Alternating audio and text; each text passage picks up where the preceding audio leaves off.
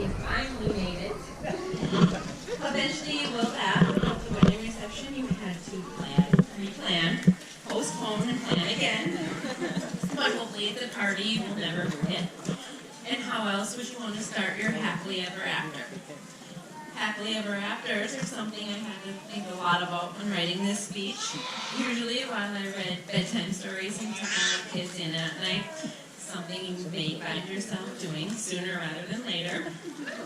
And eventually those Kessler babies will ask about the beginning of your happily ever after. So I created them a bedtime story to help you tell the tale.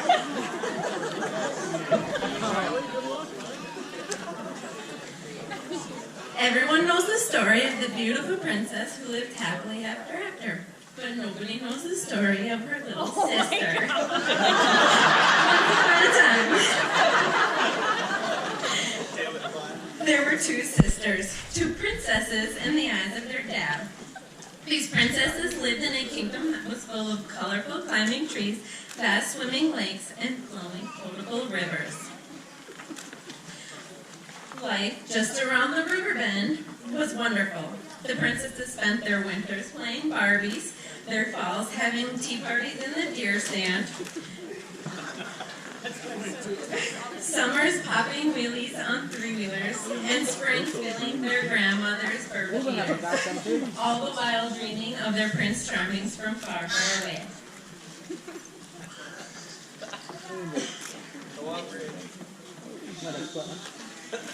As the little princesses grew older, she stopped popping the heads off of Barbies and became a bubbling spirit with a great personality. Life was Hakuna Matata, and the princess was always busy with friends and future friends, all while she searched high and low for her charming. She looked in popcorn stands at the long drive-in. She looked at the shuffleboard courts and at the bottom of the pool at Vagabond Village. She looked behind bottles while bartending at Diamond Point. She searched the stands while playing libero for the varsity volleyball team. She looked under tip-ups on frozen Minnesota lakes and between flames at summer bonfires. Yet she was unable to find her prince. She could not let it go and decided to just keep swimming. Years passed. Eventually, both princesses left their Minnesota kingdom and went to college at NDSU. Go Bison. The older princess found her prince hiding in the cornfields of North Dakota. The other fought off all the wrong suitors. None of them had the bare necessities. Some had, and I quote, jawbones chiseled by the gods. Some had flowing blonde locks. Others had the ability to charm a crowd, yet none of them were her prince. It seemed she would need to go to infinity and to beyond to define what she was looking for. Then, unexpectedly, the little princess was robbed. Robbed of a kiss at midnight on New Year's Eve. Sparks flew and glitter cannons erupted. It was then she had found what she had been searching for. Oh my gosh. She no longer needed to kiss frogs. She had found her prince. The two decided to take their place in the circle of life and moved to North Dakota to be closer to the princess's favorite sister, where they had lots of babies and lived happily ever after.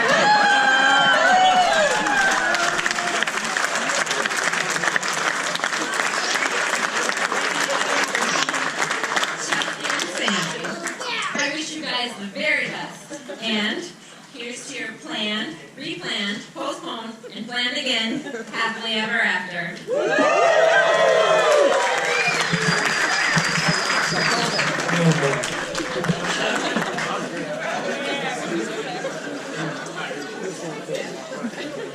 It's actually pretty comical because all did a spin on a child's book. So I'll do the pictures. And we'll show in a second. First,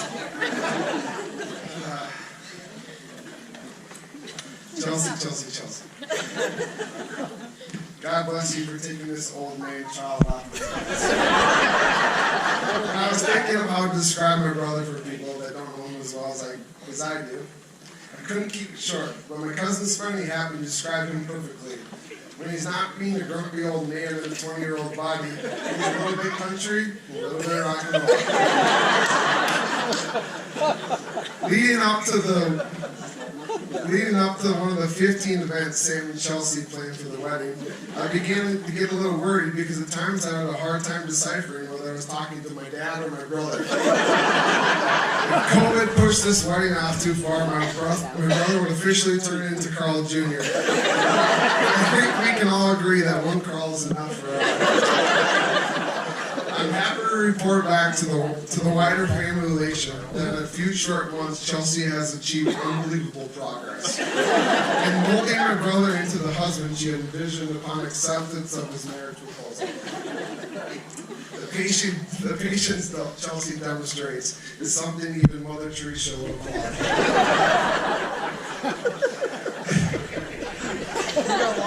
I know we do. Like all good best man speeches, I got up early this morning and started putting pencil to paper. Shout out to my wife Christy for she always does more of the work, but taking care of my kids and doing a last minute proofread, so this is acceptable for the wider audience.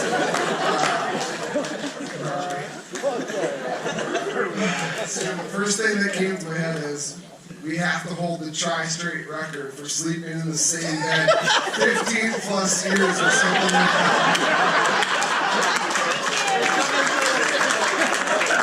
You summarized the situation perfectly at my wedding. Everyone is always calling their dad for a handyman and carpentry work, but in 15 plus years he never found a way to put up another 4 walls of sheet.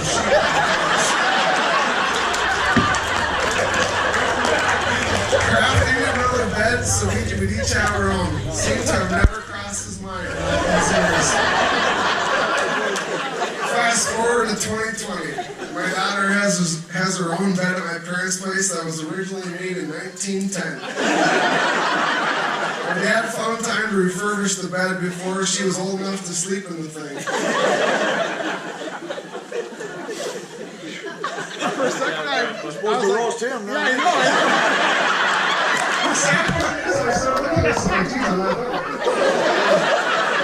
My dad found many brilliant ways to wake us up in the morning over the years, but his best was probably when I started drum lessons. He'd sneak out of the room in the morning and beat on the drums until one of us got out of bed. I quit drum lessons a week later. We got him back. Oh, good. We got him back good though, me and Sam. Late one night when he fell asleep on the couch, we put him in a blanket coffin. We covered him up with every blanket we could find in the house. His blanket cover reached halfway to the ceiling when we were done. Nighty night, sleep tight. We locked our bedroom door that night. Sam was a great little brother. He was easy to beat up, which meant he always obeyed my brotherly commands. Actually, so easy to beat up that my sister could take him to a little in high school.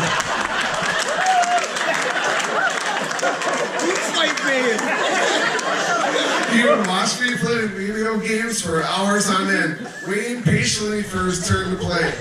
Knowing eventually I would present him with the opportunity to play for 10 to 15 minutes before it was my turn again. Like most little brothers, he would always play with my stuff, not put it back or would lose it. But unlike most little brothers, he would reach out to celebrities to get them to write apology letters for me. He wrote me this like 10 years ago. Oh my God. Dear Riley, I lost/crushed all of your golf balls into the field. I owe you one. Your buddy, Tiger Woods.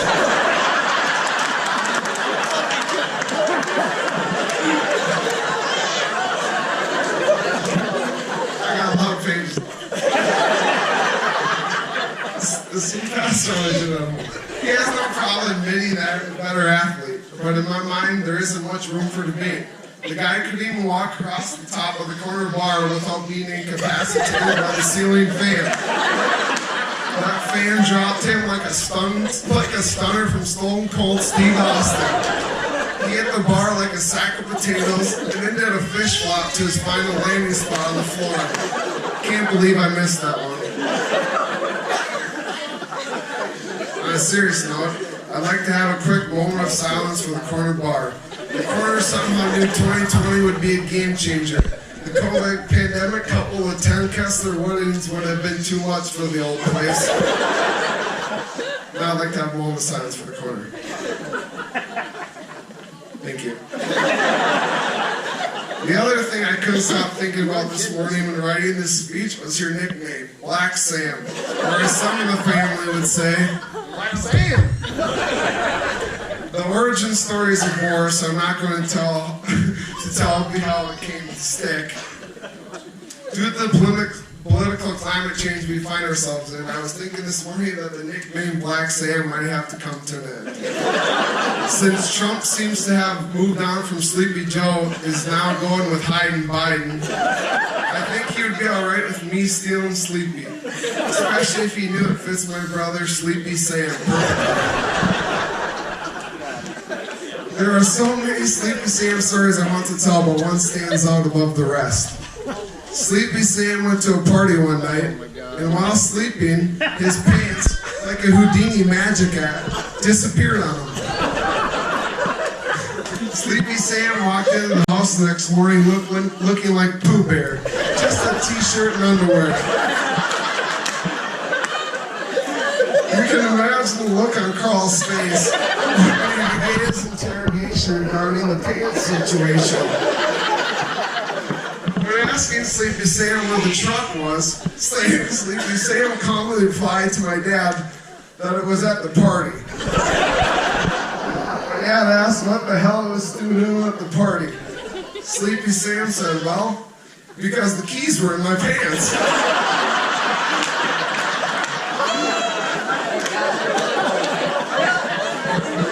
My dad told me this week that my speech should be 2 minutes, no longer. So I sat down this morning, and my first thought was, how could I make this speech 20 minutes?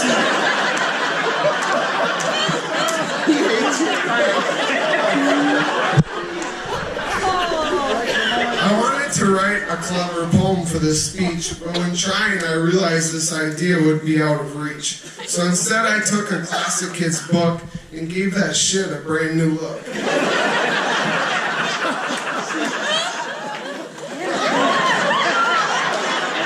Sleepy Sam by Dr. Riley Kessler. I am Sam, I am Sam, I am Sleepy Sam. That Sam I am, that Sam I am, that Sam I am is Sleepy Sam. Would you like to sleep, Sam? I love to sleep. I'm Sleepy Sam. I sleep every chance I can. Would you like to sleep here or there? I can sleep here or there. I can sleep anywhere. I love to sleep. I'm Sleepy Sam. I sleep every chance I can. Can you sleep through Dad snores? Could you sleep through your chores? I can sleep through Dad snores. I can sleep through my chores. I can sleep here or there. I can sleep anywhere. I love to sleep. I'm Sleepy Sam. I sleep every chance I can. Could you sleep in a car? Tell me, how sleepy you are. I would, I could, I should nap in the car, but now that I look, they're very, very far. You should try being awake. You might just like it. Give it a shake. I would not, could not be awake. It's past my bedtime, for goodness sake. Leave me, let me be. I'm getting sleepy, can't you see? You're Sleepy Sam. This CPAP is for you. It just might help you sleep better too. Fine, I'll try the CPAP, but if I faint, I'll need another nap. Say, I like this CPAP mask. This thing makes sleeping less of a task. I feel awake and full of vigor. Hey, big brother, let's go get a Mickey D's cheeseburger. Wait, who are all these people that I see? What are they doing looking at me? Are they here for beer and booze? Or perhaps just a good time that includes a few tunes?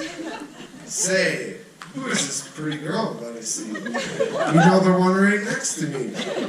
Sleepy Sam, you must finally be awake. This is your girl, buddy. It's your big break.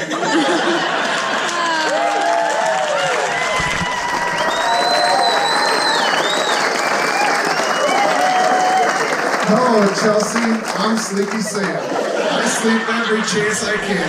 I can sleep here or there. I can sleep anywhere. Now that you know the Sam I am, will you marry this sleepy man? I do!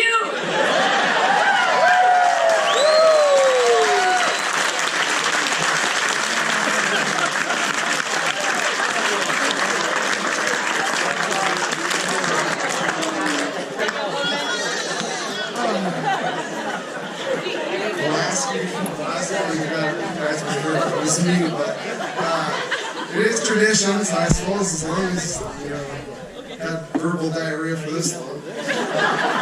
Raise your glass. Here's to Chelsea. Raise your glass. Here's to Chelsea. She's a horse.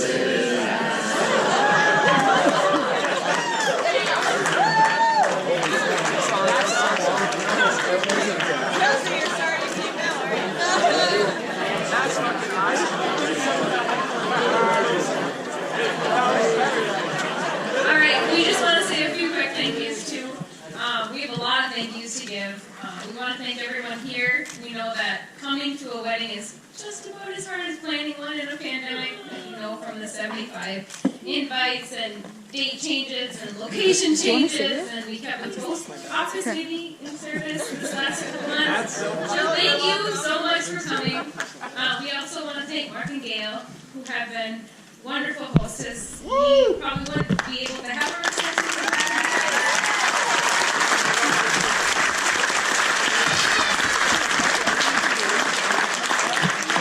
you guys mean so much to us outside of the wedding, so to have our wedding here, it just meant the world. So thank you.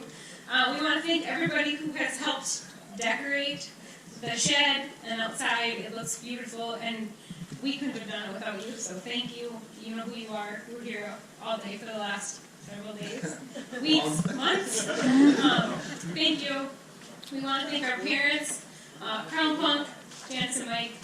You guys have shown us what lasting real marriages look like, and without you, we probably won't be here. Well, obviously you won't be here, but I hope you don't have rotten kids like we have. Our kids are all better. We love you guys so much. We have such a place in our heart for you, so thank you.